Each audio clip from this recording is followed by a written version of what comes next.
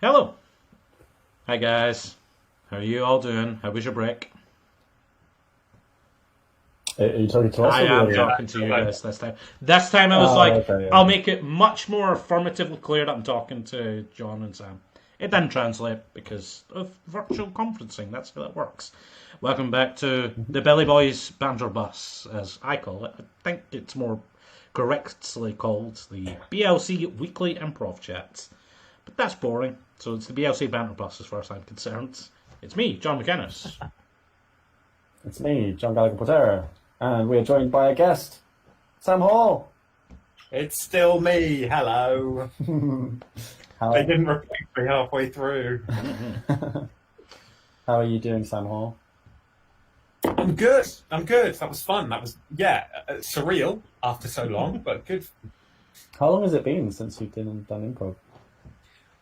The last time I did improv with people in person, well, or ever, would have been a week before we shut down in March, I think, where we did a live stream where just when everything was like, where that it was going to shut down, but no one was quite sure what was going on. It was then. So with these BLC convos or BLC banter buses or whatever we call it every week, we talk to a guest, a lovely guest from the world of improv. So we'll start out by Sam. If you could give us give us your timeline. Tell us how you started. Tell us what your journey is, what you've seen in your journey, where you are now. How'd you get into it? From cradle to now. No, cut out Cradle. Don't want to know about Cradle. Good. That's what I like Everything. about you guys. So the first time I did improv, I guess, is what you're looking for. Yeah. That's exactly what we want. Don't bring any of your fucking infantilizing baby fetish into this. Cradle. I guess what I first learned about improv at university, I guess, as most people do. So I did a lot of scripted, or I did some scripted stuff at university. What uni did and that you go was to, kind Sam? of. I went to Oxford, University of Oxford, and what's did your some mother's maiden scripted name? stuff. I mean, I've already told you about my very private, my granddad. I'll stop interrupting you during your good story. Oh, do. So I did some scripted stuff, kind of not that successfully, and then I remember seeing the Oxford Imps at some event at university. And I was always like, "Wow, that's super cool." And so I always wanted to do it. So I auditioned for them in my second year, and did a scene in front of the audition was there were 50 or 60 people there or something. It was quite large, and I did my first improvised scene, of which I remember that I said clocks like a lot, like I'd never heard before, and I said clocks a lot, and don't think I was very supportive at all to my scene partner. I don't think it's very good. And then I got through some callbacks but didn't get in. But I was kind of like, this is super interesting. I still want to do it. And so after I graduated, I came back to Bristol because it's where I lived to start off with, and I started looking for stuff. And that was when the bit had just started. So all the Improv Theatre had a premises, but when they were running classes, so I took their introductory class that was happening out of the Hen and Chicken in 2014, I guess, or 2015, 2014, something like that. And then kind of did that, really enjoyed it, worked my way up, paid my dues, did some stuff then started doing stuff with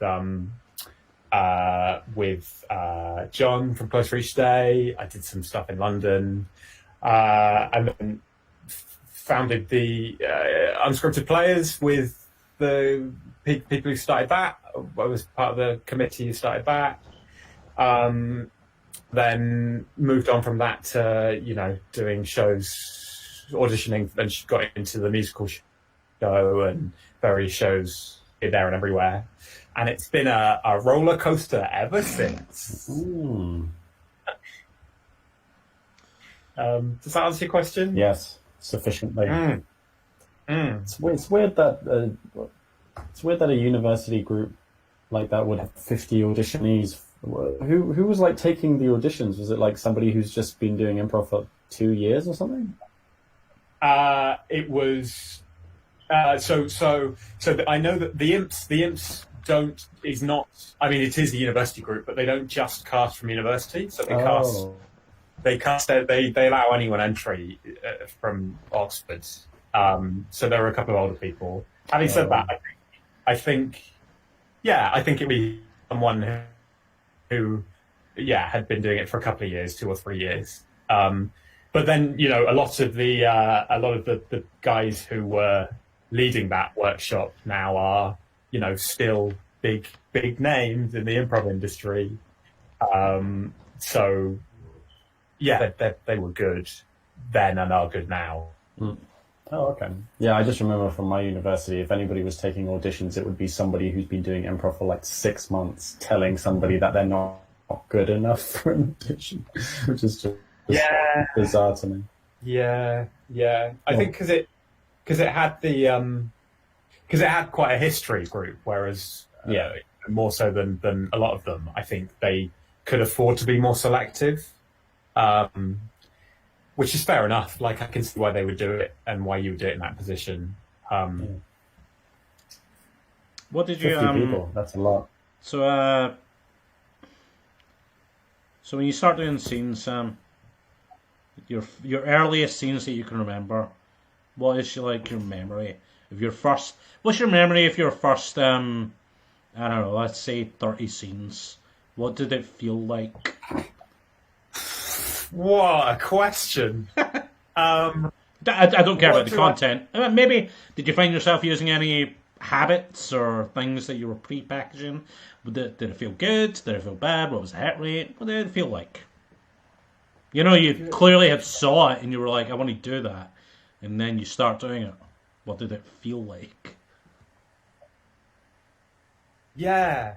That's a really good question. Because I don't know about you guys, but like 99% of scenes you'll do and then you'll come off and then you'll just be like, I don't remember a single thing that happened there, right? So in terms of the first scenes that I've done, the only scenes I can remember are ones that I thought were really funny but usually were nothing to do with me, or were really awful and were totally because of me. So in terms of the first scenes that I did, obviously we've covered clocks. Clocks were a big thing at one point. So that I remember very vividly was just saying clocks a lot because it was just this blind panic of not knowing what to say, right? Not having any of the training and any of the rules that you should follow, or knowing that you have to support your partner and give them an opportunity to say something that wasn't box.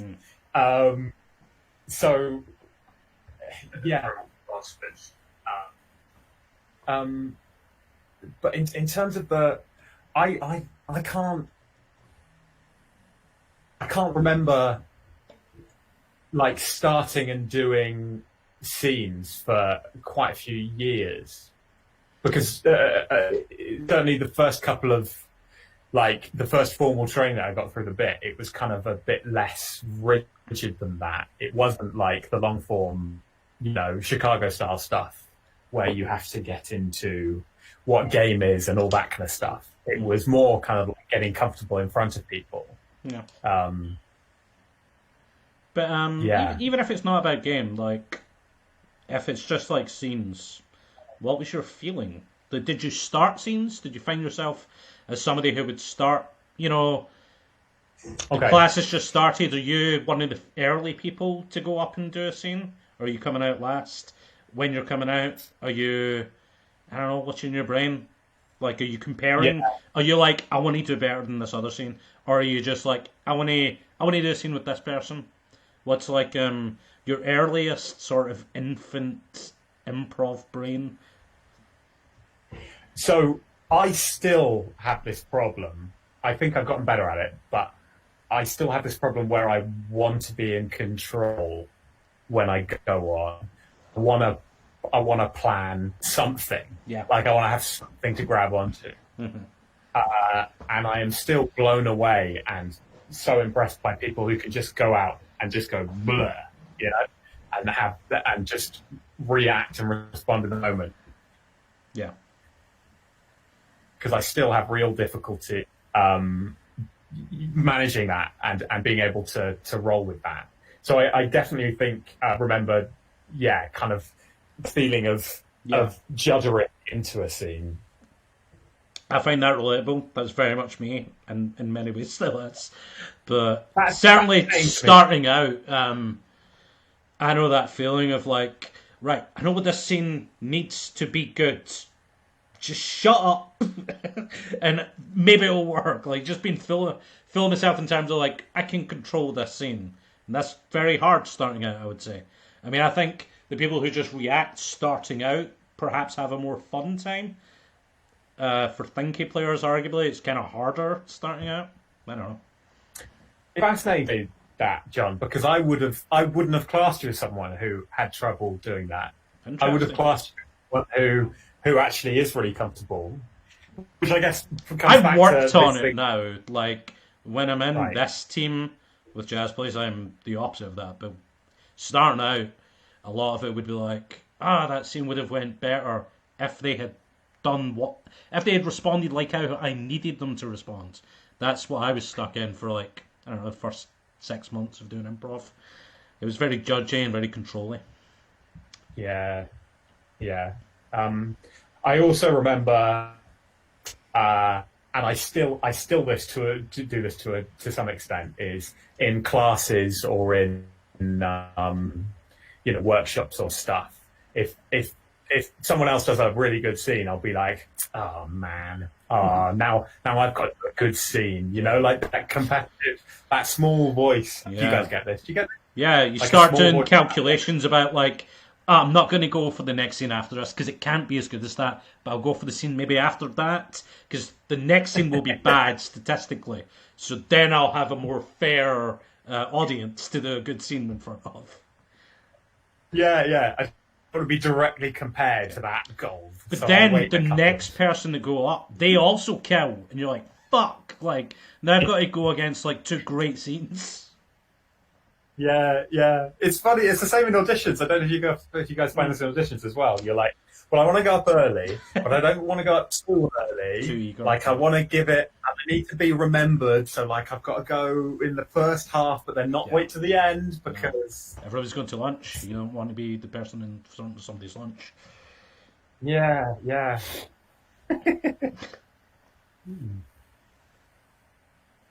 Gallagher's never had this experience. He's like, I have fun doing improv. Every audition I've done has just been aced. No problems at all. What is something that you how do you approach scenes now? Like, before the pandemic, but like, what's something different that you're comfortable doing now, or something that you have in mind? Something I'm comfortable doing. Certainly, I feel less nervous now to go up and do stuff. So I know when I first started performing in front of at all, but first off anyone ever, and then kind of audiences who had paid to see shows. It would be like I'd have a show on Friday, and like Monday would come round, and the bubbly tummies would start. And that would slowly build over the week till Friday, where I would just be like, bricking it. the whole day and would not sleep well,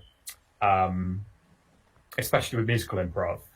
Whereas now, like that, I don't feel that at all until maybe, half an hour before a show, 15 minutes before a show. I think it's super important to maintain that, I think, personally, that kind of nervousness. Because I guess it shows that you're invested in a show. But I think that's closer to being where I want to be than terrified for a week before. Yeah, it's a long time. Yeah. I get really excited before shows. I used to get really nervous, but now I just want to jump in right now. I hate waiting. I hate when people are like, "Oh, we'll just do an introduction and then we'll be up in a second." I hate that. I always have to just, yeah. But I also lie. If somebody says, "You nervous?" I would go, "No, I'm cool." But inside, I'm like, "Yes, I want. Oh, come on, hurry up! I want to do it."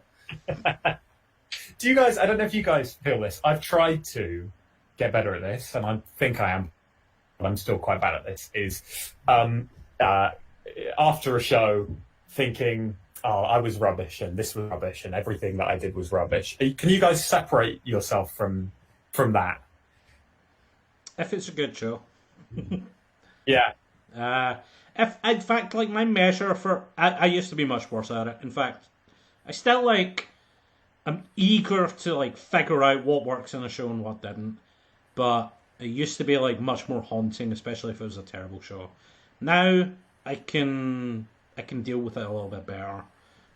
But if it was a bad show, it's still haunting in a way that feels wrong. Yeah, I think it depends on how the things that you pinpoint went wrong with it. So, yeah, I was similar. Back then, I didn't deal with that very well. I would shut off completely if I did a bad show, and it would just it would just be a horrible week of just thinking I was terrible. But now it's kind of just I know what went wrong, that sucks. But then just you sort of learn not to care about it anymore. You just don't. Yeah, and that comes with knowing what went wrong. Once you pinpoint the action and pinpoint the moment, you're like, okay, great, I'll work on that next time or whatever. Yeah. Because I still, but used to do this a lot, is just think either that went really badly or it was all right, but here are the missed opportunities. But then getting feedback from an audience about how much they enjoyed something was just at complete odds to what I was thinking internally. Yeah. And so that kind of proved to me what a faulty narrator I am to my own, view on a show or a gig. What are your worst? Can we tell stories of your worst gigs? I'm fascinated by that. The guest is asking us questions, McKenna. An interesting strategy. We never see how get it pays this. off. Okay, we'll do it, and we'll do ours, and then you can tell yours. It's a good compromise. What's the worst one I'm haunted by? I mean,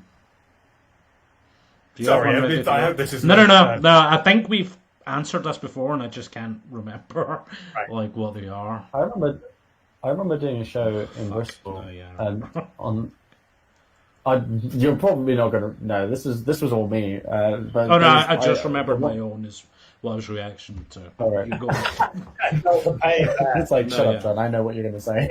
There was, I think we were doing a show in the Bristol Improv Theatre. Decent set of people, and it was a good show. It was a really good show, but for some reason, I just couldn't get off the back line. I was just on the back line the entire time. I think I came out for one group scene, and it was a 35 minute show, 45 minute show, and I didn't come off the back line for one single scene except for a scene except for one group game. And I don't know why. I was on the back line, and I just felt like I couldn't do anything. I think I was in my head a lot. It felt like the other players needed something from me, and I just didn't know what it was, and it just put a lot of pressure on it, and I just left the show thinking that was just garbage. And I think the worst thing is I had some friends who came to see the show, and I think that put a lot of pressure on me. That was probably my worst feeling of the show that I can think of on the spot. It's interesting that you would say that the other people wanted something from you, right? Because like me separated from it, I could almost guarantee, having not been there, that they didn't. But there's that kind of like you're a little bit out of the headspace that you want to be in, and then that just falls to 40 minutes.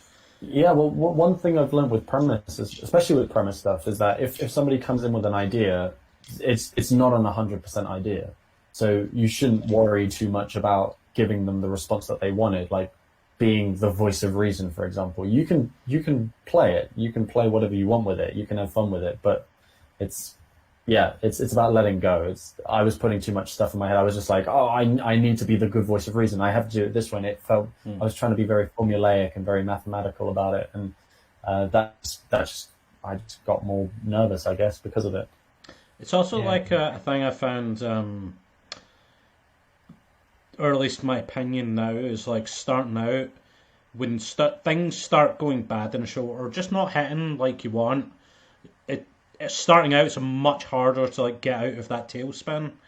But like you learn how to. Like me and Galker did a show in Edinburgh, and that was a show that we keep talking about occasionally, where it's like, oh, it looked like it was not going to be a good show, and then we did a group game, and the rest of the show was great. It was fun, but like the first beats were all like kind of muddled.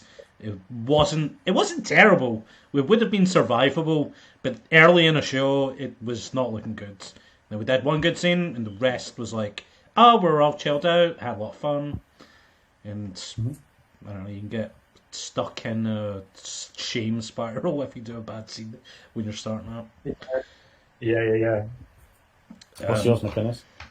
I mean, there's many contenders, but I'm fairly sure it was not the last French, but the French before, and I was a part of a threesome doing a movie for him, and already there was problems which are unrelated to the improv, so it was kind of like a weird show, but like so it was like I was doing it at a cage match, which is a different improv show that I do, but like my team were like guests for that show, and it was the movie form, which is hard. Like that again feels like it's hard to do if you fuck up early on for lots of reasons. It's got very busy openings, it's narrative, which is something we can talk about later. But it was also like just not really super clicking with this audience. It was like an action film had started, and there honestly wasn't enough like stage space to do a lot of action stuff. And then at one point, like the light broke, and like the whole fucking room was in darkness. And this was like, I would say 15 minutes into it, and we've got like 20, 25, I think. And then we kind of like start trying to reference it, but like at this point we're doing improv in like pitch darkness to not a great reception. It just fucking sucks. It's just like a bad show. And then, I don't know, it just was awful. It was just like a really bad show. You know, there's nothing worse than doing something that's not working and continue to do it. That's what we did. It was awful. I mean, difficult for lots of reasons, but the content of the show was also bad. But you can't, that's the thing, right? It's like, you can't just be like, guys, we know this is rubbish. You know this is rubbish. That's just I wish. Right? But yeah. Sometimes that's why I think I love the Heralds, because I don't think there's any point in the Herald where I can't actually talk to the audience. But if I'm doing a mono scene or a movie or whatever, I guess I could, but it would be such a fucking cop-out in those forms to be like, well, this isn't working, or something fucking insane. Hate it. Hate the feeling of that show. Yeah, it sticks with you on the good shows, unfortunately. The bad ones. Most of the bad shows I've done tend to be outside of Bristol, which I'm happy about. Like, it's at the Fringe or it's in Never London.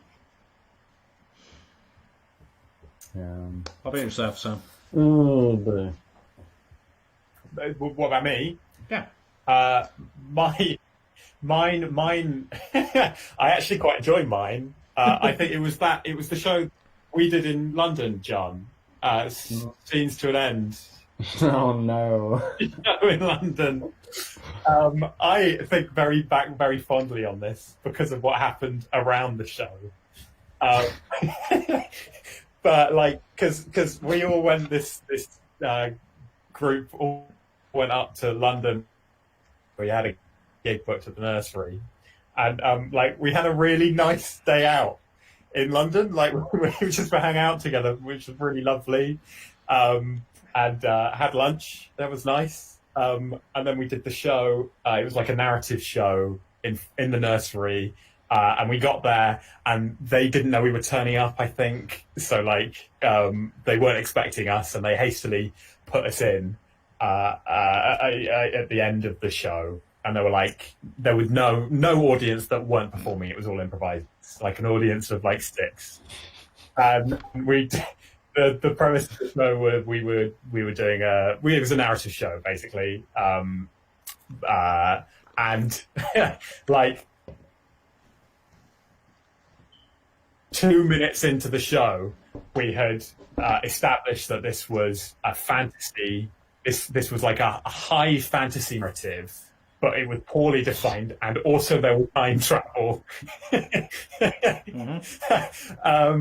Like the most difficult to pull off narrative genres, and then we added time travel. And then we just kind of like bundled through it. No one really knew what was going on. No one was laughing in the audience. And then, like, at the end, it like became like a short form game where we pitched the movie idea to the Dragon's Den, and every one of the dragons went, I know what this. Like really awful. But then afterwards, it was really fun because it was so awful. We all bonded over it. Yeah, I can get. And John had a 3-course meal. to shallow, to like cry into. I still laugh about that. John was like trying to save money at lunch. So like I suggested a place. He was like, I just want to get a sandwich from me, which was fair enough. And then we came to that show, and he ordered himself like a 3-course meal to drown his sorrows. I just eat so much if I'm sad. That was really funny. Oh, yes.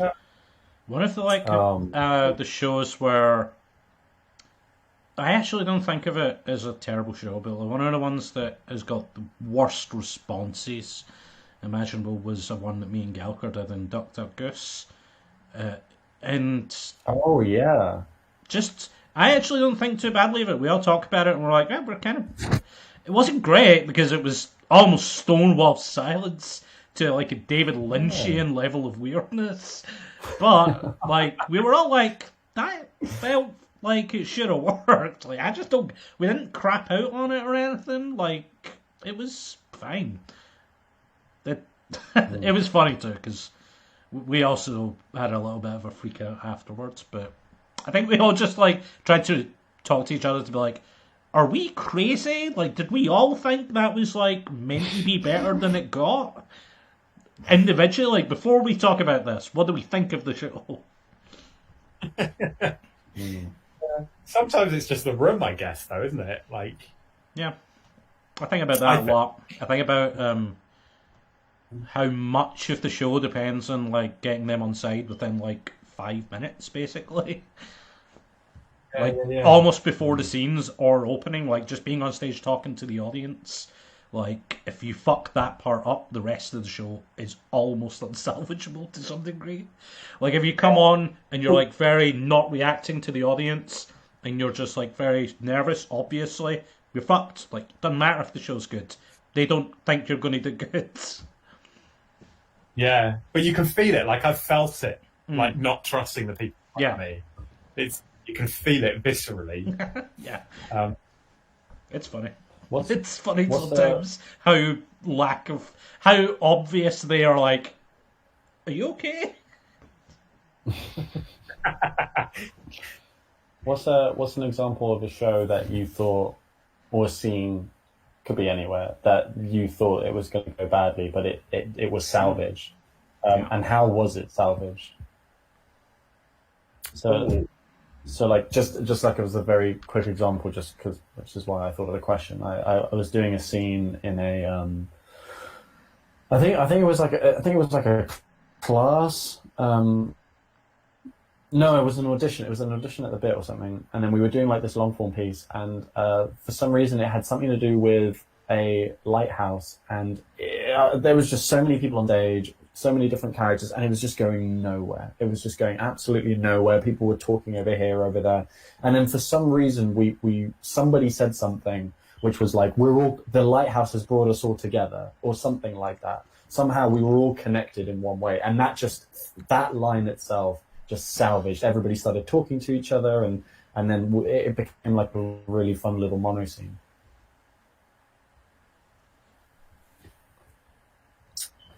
Yeah.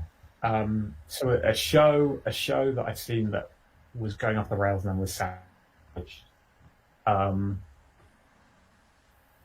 This is just proving that my memory is awful.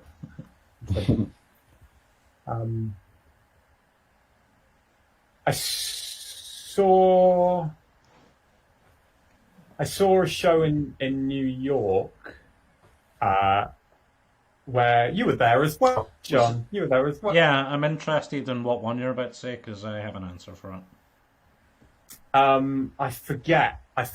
It was because it was for the Del Close Festival. Yeah. So there were loads of shows going on. I think one of the first ones I think we both watched there had that kind of energy to it. The Monkey Duck one. Yeah. I think I don't remember the name of it, but it was like it's weird because I remember going to that festival and thinking like, oh, the prestige of being in New York, where it all the Crucible, improv. Yeah. Oh yeah. Oh sir, I'm not ready. It was just there were a lot of teams there, and they were all at varying levels of professionalism and success, and so. Yeah, I guess it was it was a weird energy, and like maybe a nervous energy between the people on stage. Yeah. Maybe they were new and hadn't performed together for very long, or maybe it was like a bigger audience than they were used to, or something. Mm-hmm. But it they were quite jumpy, I think. But eventually settled into it. I don't know if it's the same one we're talking about. The one I'm thinking of is like it's an old team who had never performed much before recently, Monkey Dick. They're all good performers, and they were just about to start, and then like one of the guys who none of them had seen for years turned up, like just to perform, and they were like, "Oh, this guy's here. You can play too." So they started, and it was like weird to start with, but it became very funny, and it just kind of the weirdness of that like performance was kind of the game, especially like the scenes that guy was in, because it was like clearly rusty, and also like apparently had like a reputation for being a very wild card performer anyway. So I mean that started weird as hell and then became very funny. Yeah. Did you see this is talking about a form that I was fascinated in. Did you see the Jason Mantzoukas show? Yeah. Or have you the Mantzoukas and the show that he did? So I think I saw it at that Del Close Marathon, and I saw it in LA at some point after that. It's great. That one blew me away. I don't know. I don't know if you know it, John. I'll explain it. It's just Jason Mantzoukas, who is a well-known actor, improviser. He just picks someone from the audience and does one scene with them, just one long scene with them. And it was so funny and fascinating to me to watch, because I don't know how you control that, from a performer's point of view, like that. Well, the best person to talk about that is McInnes, because he did a very similar show The here in same Bristol. thing. Yeah. I do a thing where anybody in the audience can tag in at any time, so I'm just doing scenes with anybody at any time. It's kind of fun. You know, if it's a bunch of improvisers in the room, then it's a little bit more safe than Manzuka's. That show, I think we both are thinking about is Manzuka's like, does anybody want to do a scene? There was like the house manager. I'm like, yeah, I'll do a scene. And they didn't really do a lot of improv, and it was great. Also, his shows are an hour long mono scene. So that is not what I do. I do what I am very comfortable doing, which is 100 very short. Well, actually, it's up to what the audience do. At the start, I'm like, hey, if one person wants to do a scene with me for half an hour, cool. But maybe I'll do 2 scenes if 2 people tag in or whatever. Have you ever done that? Have you ever done that show in front of people who aren't, or an audience that isn't comfortable with improv, like majority wise? I don't think so. I only did it like 2 or 3 times. I did want to do it more, but then, I mean, COVID. Yeah, it's a cool show. Neil Coran does one as well. I think he's got a video up on YouTube, Neil, of when he did it at the Barcelona Improv Festival. It's really good. Really good. Really it's that level of patience to have with somebody who's never done improv before. It's like patience, and you're not really that's. I think that's just a great skill. You're not controlling the scene, but you are sort of sailing it, if that makes sense. You're giving it direction. You're responsible for it being good. Like, it's not on the other person. You have to make it good, but you can't be in control of the scene.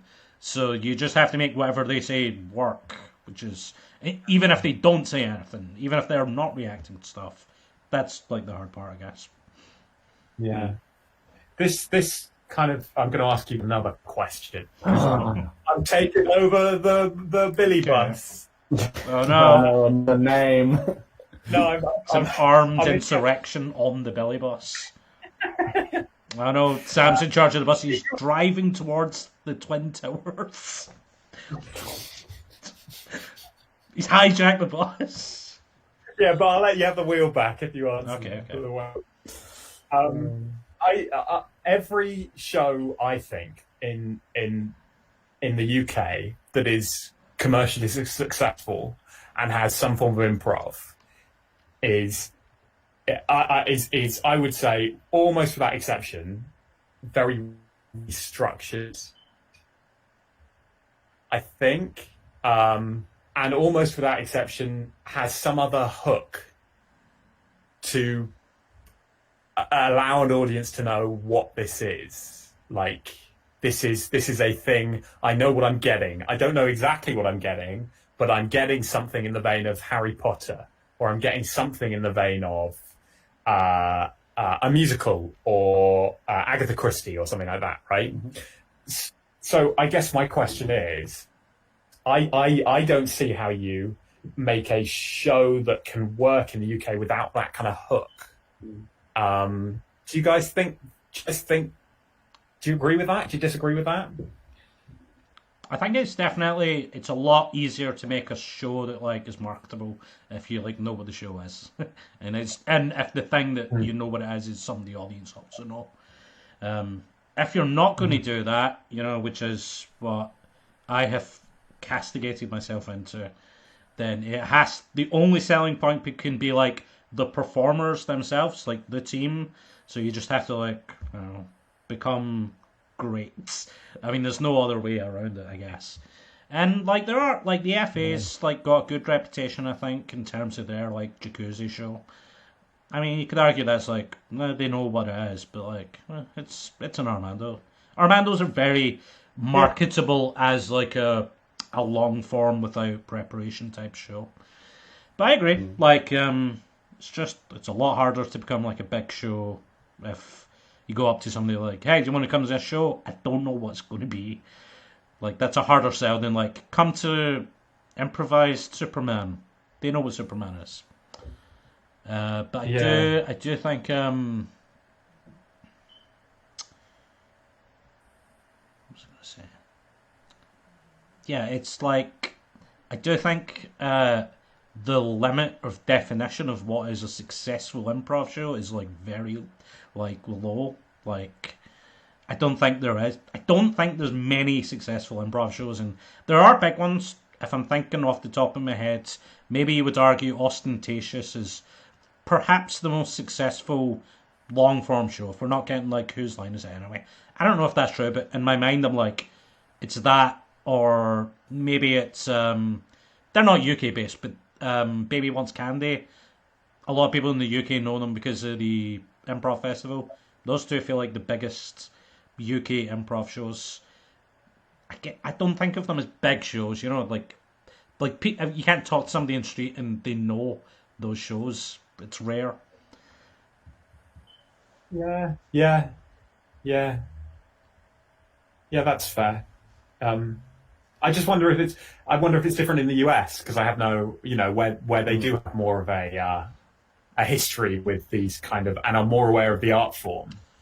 So they have more of a reputation on the person of the people who are in the team. So you go watch a team because of who's in it. And the school, like the theatre, like has a cachet that in the UK just doesn't exist. Like because of SNL, like people know IO. Random people who want to get into comedy are like, I know IO because in a book somebody said, like they went here, so I can go here. In the UK, that doesn't exist really. I guess. Yeah. Footlights is like the closest to like that kind of institution, you know, but I don't know, there's not like an institute, there's like no comedy institutions in the UK. Like I can't think of many. There's not like a big comedy show that everybody goes through, like SNL or whatever. I think in the last 10 years, I think the FA and Hoopla are definitely getting to that point, like especially with Hoopla getting newspaper attention, and the FA get a lot of stand-up comedians going through the courses and a lot of good writers doing stuff. But now it's like the level of that they have in the US. I think like traditionally as well, British audiences like theatre. They just like a show that's, I don't know, got sets and design and stuff. And I think if regardless of what show you do, whether it's like an improvised Harry Potter or just like an Armando or like a Harold, I think it really does depend on how clear you set to the audience what it is you're doing. I find that long form teams it's much harder to market, they have better shows when they just very clearly, straight, right from the get-go, say exactly what they're going to do. Because the audience, for me, like a lot of comedy is just, it's that that connection with the audience. It's like that truthful connection. And if you have that right from the get-go, the same way like an improvised Harry Potter say, hi guys, they have the clothes, that's their truth. The truth is they have the sets and the design. The truth for a long form team is, hi, we're going to do a sketch show, instead of explaining what a Harold is. I think I think I've said this before. I think for like a lot of like narrative shows or genre shows, the floor for how badly it can fail is a much higher than like a long form show. Like people can still understand what's happening in your improvised Harry Potter show. If like a Harold isn't working, people are genuinely like, I don't know what's going on, and like that kind of show only works if you're like, you do a good show. Like you can do like a show where you're improvised Matrix and people are like, oh yeah, they said Matrix stuff. Like I don't hate it. People can hate the Harold because they're like, I don't know what the fuck that was, but it wasn't funny and I'm never seeing it again. Yeah. It's also like, I think there's an aspect to it, like maybe I'm the most guilty person of this. Long form in terms of like Harold or Armando, like the casualness of it, which can be appealing to an audience, especially some audiences, can be like unappealing to others. Like it looks like there's no effort into it, and people like to pay money for a show where there's obvious effort into it. Like a costume, okay, somebody's like went out and got a costume. I feel like I'm getting my money's worth. Yeah, sure. I still think that extends to like other people in the industry, right? In terms of the comedy industry and the acting industry. Yeah. I still think that holds true. I think it's getting better, but I agree. Right. Sam, now we get to ask you questions in this section of the show. Finally. Sam, what's something that you started doing in a scene that made scenes easier? Like, just objectively in your mind, you're like, when I started doing this, it felt easier. Oh.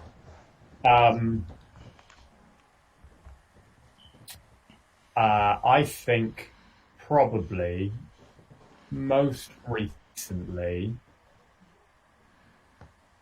slowing down, I think. That's Probably. good. I think that's something. I guess that probably is linked to like properly listening, but like taking in and processing what has been said to me. Because I know I've been guilty in the past of just, because I am a planner, kind of going, I think this kind of half idea or full idea, it's going to happen, and then bulldozing or not doing that, but then kind of being thrown off kilter when something happens that I haven't planned for. And to me, there's that time dilation effect. Before, I was very conscious of that time dilation effect where it feels like you're waiting for ages whenever you wait for a short amount of time on stage, but actually it looks a lot less to an audience. I don't think that feeling ever goes away. Like, for me, it's still true that I'm just more comfortable with the feeling, but it still feels like I've watched back like online shows that I've done and I've been like, I thought when we were doing that, like, that took like 2 seconds, and it didn't. It took like half a second. It's weird. Maybe it does go away, but I don't know. It's not went away for me. Yeah. I feel like it's something to do with the adrenaline or something. It just kind of kicks your brain. Yeah. This is my evolutionary biology. Yeah. Explanation. Like, it kicks your brain into like a higher gear. Before every show, I always say to myself, like, say less. And I say this every single goddamn time, and I never do it. I always try my best, and it's just, I get stuck in the moment, and then I say start that to trying Gallagher waffle. before every show too, and after it, and during it, even in the during scene. it. Hey, shut up for a second. Pretty much.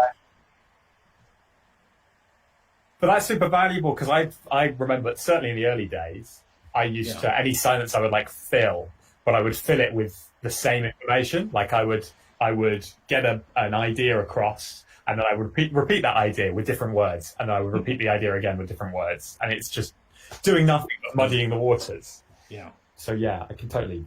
It's a very good. It's a good suggestion. Slow down. Yeah. Slow.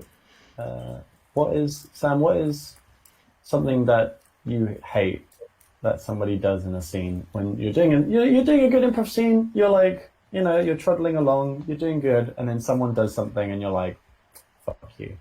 This is the question I like. I like that. Tagging or entering a scene way too fast. I don't know. I don't know if this is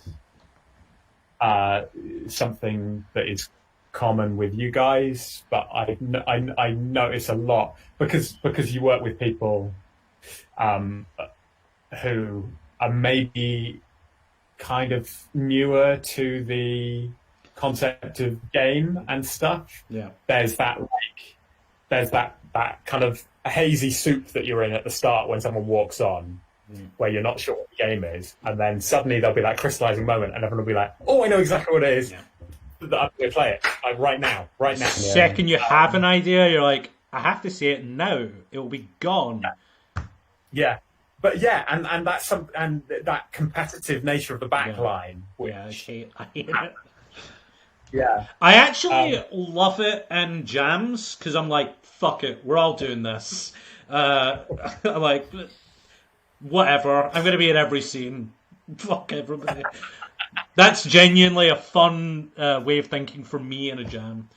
To look after people who aren't like that, like I'll just tag out people who are like assholes who just want to get into every scene.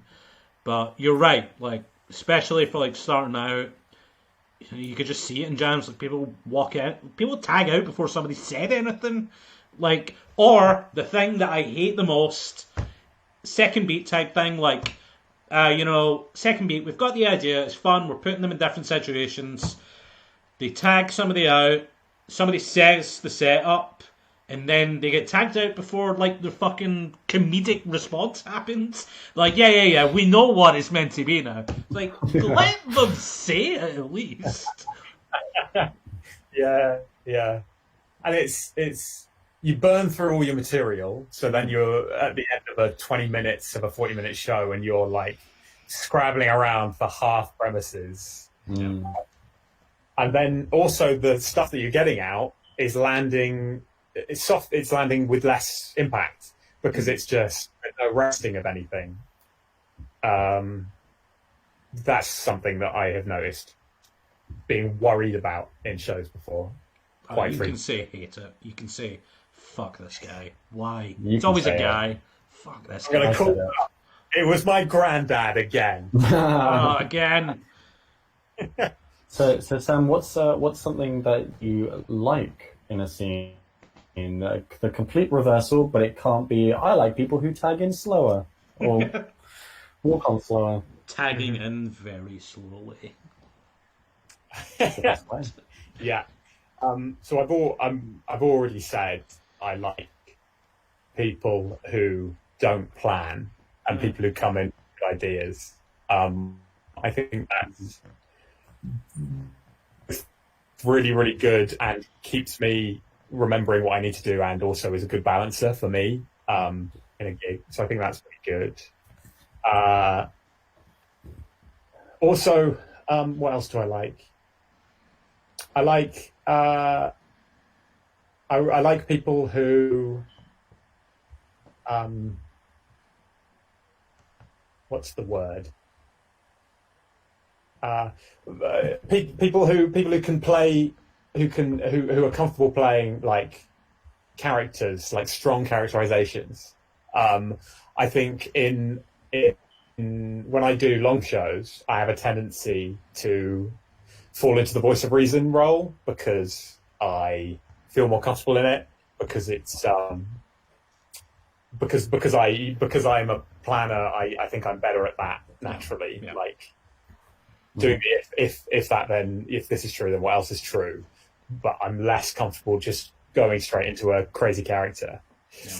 And so being able to bounce off someone who goes straight into that, I think is super powerful and rare as well.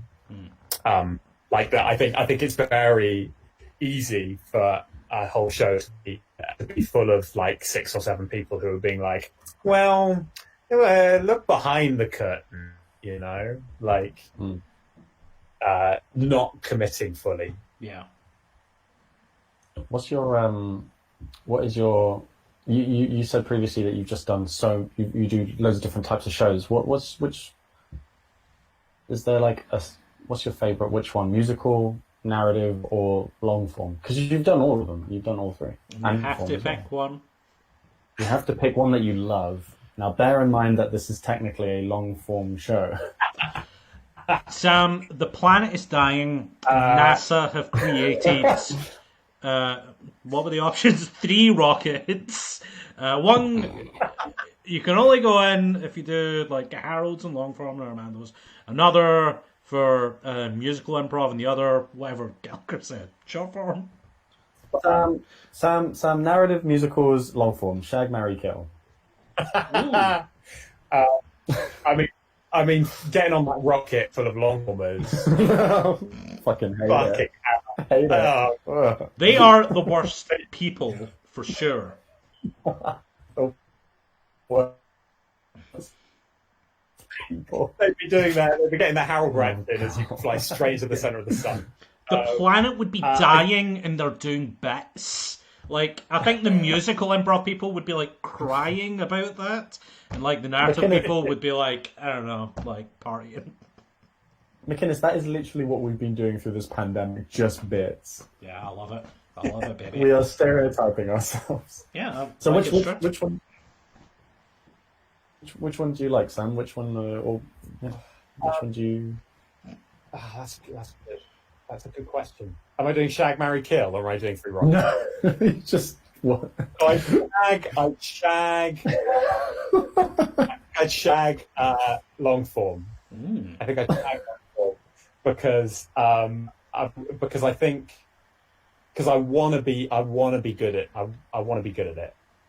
And I think it's my admission there. And I feel like with the rules and the structure, I think it's really difficult because I think that all three inform and give new dimensions to the others. Ignoring because musical improv can be whatever you want, right? Like it can be applied to either. It's more of a technique. I think I'm probably naturally best at narrative, because I think that planning kind of is more suited to that. I think I would probably pick if I had to get on one rocket, I would probably pick musical improv, but I would be sad because. I would to go back to the other analogy. I'd shag Longform. I'd marry musical, but I'd kill narrative. I think. Okay, interesting. Do you not have like narrative and musical? You just said you would kill the thing you think you're the best at. Yeah, but that is it, right? It's because I think I'm aware that I've improved from when I started out in 2014. But I'm also aware that I'm all right. I'm all right at improv now, and I've got things that I'm good at, but I've got a lot of stuff that I'm not good at, and I would rather get better at the stuff I'm not naturally good at than, hit the just settle into a groove of knowing something that I'm good at. Nice. Yeah, I like that. I think that's a part of the sickness of the long form mind that. Long form people want to be great at it, like it's a game. Like I'm analogizing a lot of things to gaming right now. And I think as a commonality, the people in narrative and like musical, they're more chilled out in general. Like, okay, that's not true of all of them, and it's like very selective. But like most people who are really into long form, they're like, I don't know, they care more. They think too much about improv. So yeah, you should kill them. Yeah, I'm saying, kill me, Sam. Did you say kill me, Sam?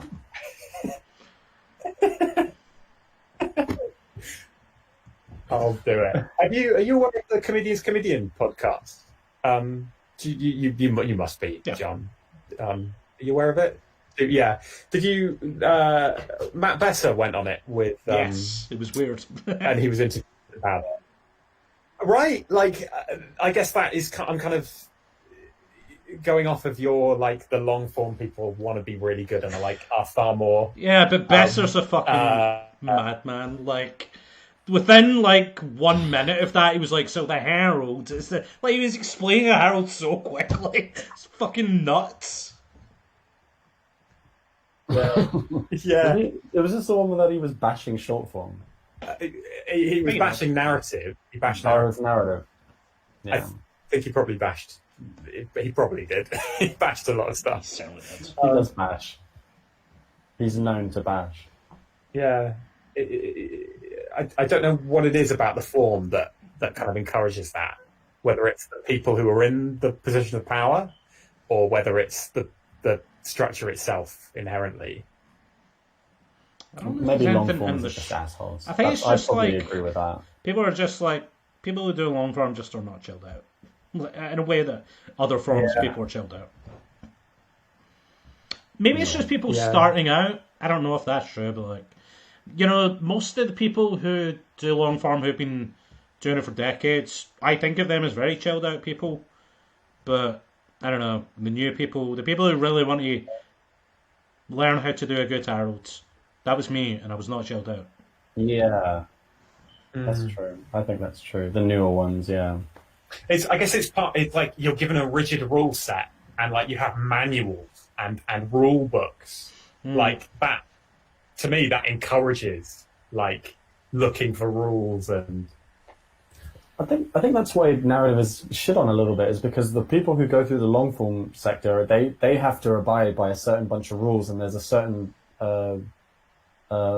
like journey to get good. Like you have to get good. That's technically what you're doing, and then you get chilled out a little bit when you realize it doesn't fucking matter. But then with narrative, it's like you can just start a narrative group. You see a lot of new teams come up that haven't practiced very much, and they just start. And then I think what happens is Longform sees that on stage, doesn't like it, because let's be honest, it's a new show, so it's not going to be amazing. But for people who are like working towards doing a good show and making people laugh, to see a show that gets on stage and doesn't make people laugh, I think that pisses them off. And by them, I mean me, 5 years or 4 years ago. But now it's just like, oh, whatever floats your boat, whatever makes you happy, that's fine. It's improv, it's all the same, it's fine. But yeah. Sam? Is this it? Am I getting blown out of the airlock? Yeah, you're dying. Sam, unfortunately, you chose poorly. We're done with you. Yeah. You should have married. It was a very complicated. No, it was a very complicated puzzle where you had to say that you loved Longform.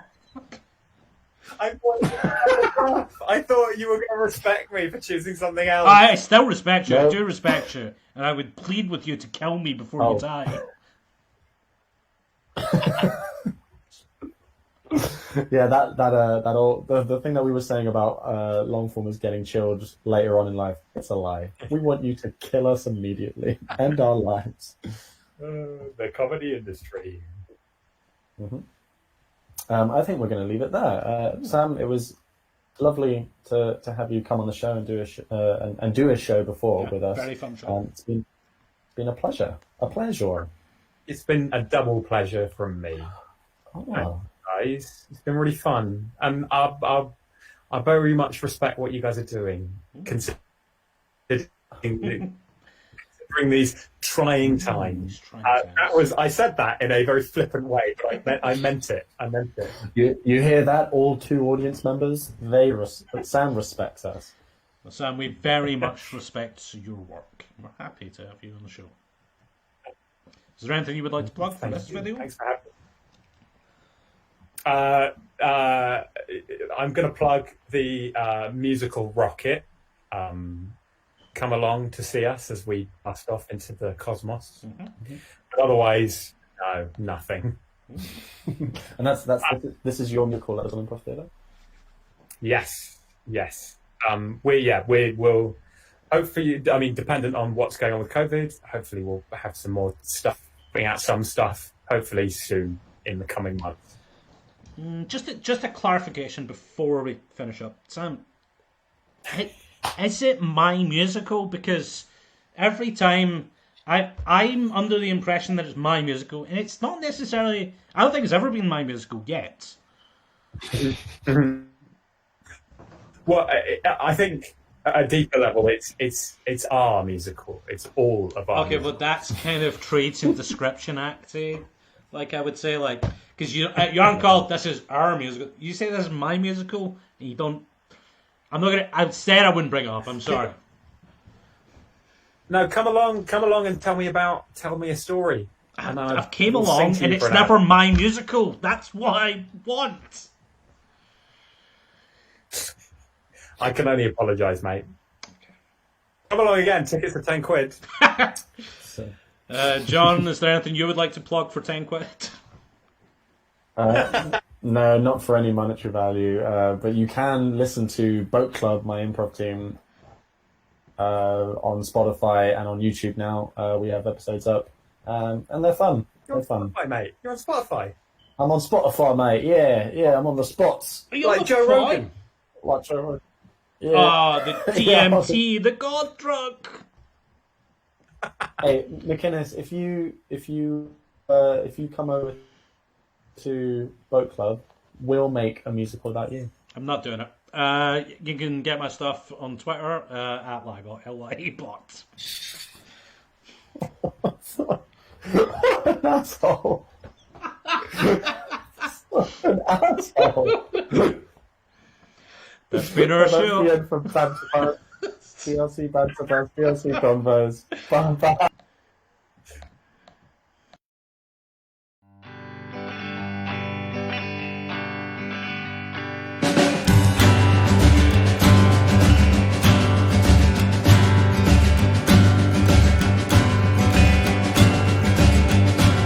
Sweet prided fame,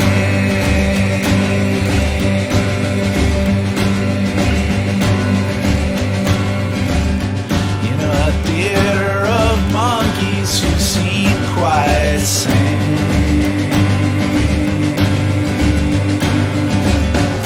They didn't know there was a word for singing in the rain.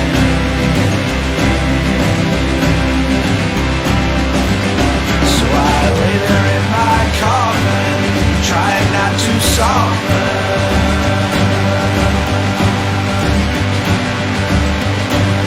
Fun has been had.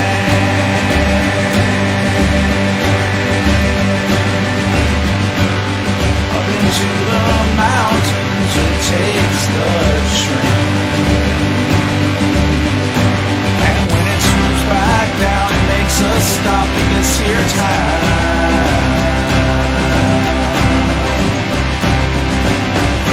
I took it from the city. Oh child, what's your name?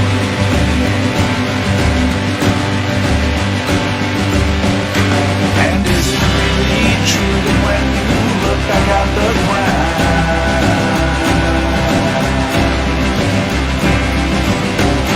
you see me and Otto holding up the house?